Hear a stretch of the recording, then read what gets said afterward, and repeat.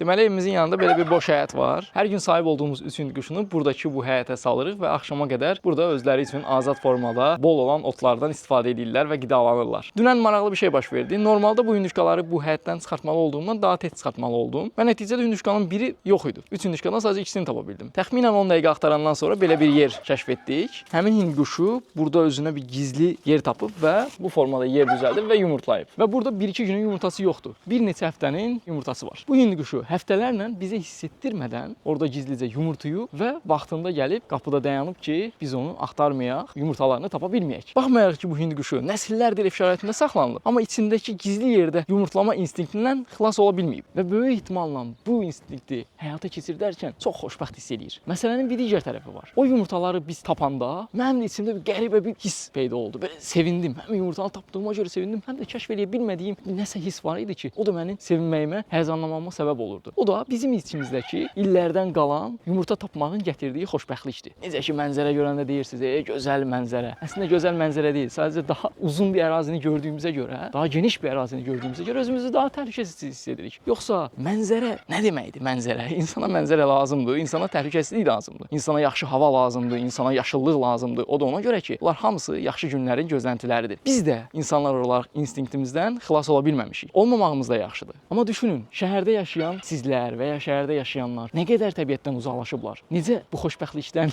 məhrum qalıblar? Ona görə tapdığımız hər fürsətdə 6, bazar, bayram günləri, 8 mart fərqi yoxdur. Təbiətə geri qayıtmalıyıq. Ən azı bir gün, 2 gün hiking, kənd həyatı təcrübəsi yaşamalıyıq.